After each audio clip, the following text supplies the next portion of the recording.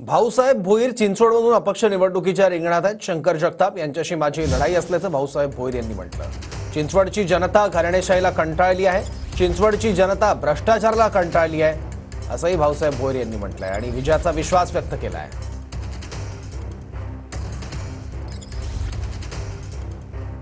काय सांगाल, विधानसभेच्या निमित्तानं तुम्ही आता लोकांपर्यंत पोहोचताय, कसा प्रतिसाद तुम्हाला मिळताना दिसतोय? मी माझं निवडणूक लढवण्यासंदर्भात मी गोंधळलेल्या अवस्थेत नव्हतो। म्हणजे उमेदवारी मिळेल, कोणतरी पक्ष देईल, मग आपण निवडणूक लढू, ती भावना माझ्या मनामध्ये नव्हती। मी निवडणुकीला उभं राहायचंच हे ठरवलंच होतं 4 महिन्यापासून। त्यामुळे मी किमान या मतदारसंघामध्ये 1,12,403 लोकांपर्यंत मी पोहोचलोय आणि हे दुसऱ्यांदा पोहोचलेलो आहे।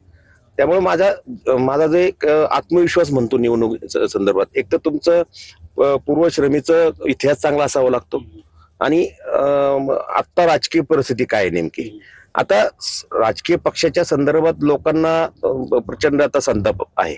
म्हणजे कुणी कशाही पद्धतीने कुठेही जातो, त्यासाठी मी ठरवलं की कशासाठी, म्हणजे चिन्हासाठीच जायचं असेल तर चिन्ह आता काय कोणती नवीनच चिन्ह आलेली आहेत मार्केटमध्ये।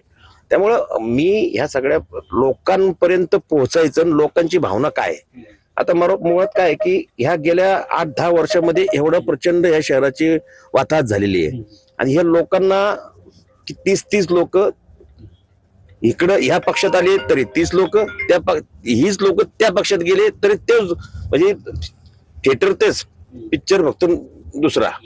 त्यामुळे ह्या सगळ्या परिस्थितीचं लोकांना आता कंटाळा आलेला आहे। एवढा मोठा मतदारसंघ आहे, एवढे मोठे मतदार आहेत, अपक्ष म्हणून तुम्ही कसं पोहोचताय आणि कसं पाठिंबा तुम्हाला मिळते? ते आता जे उमेदवार येतो त्यांना प्रश्न आहे। मी 35 वर्ष या शहरात राजकारण समाजकारण करतोय। सांस्कृतिक क्षेत्राच्या माध्यमातून 100वे संमेलन झालेले आहे, 79वे संमेलन देखील 1900। मी काय सिजनेबल कार्यकर्ता नाही की निवडणूक आली की काम करायचं किंवा एखादा कार्यक्रम घ्यायचा। सतत लोकांमध्ये आहे, लोकांच्या नजरेत आहे आणि माझी 25 वर्षाची राजकीय 30 वर्षाची राजकीय 25 वर्ष महानगरपालिकेत मी नगरसेवक आहे।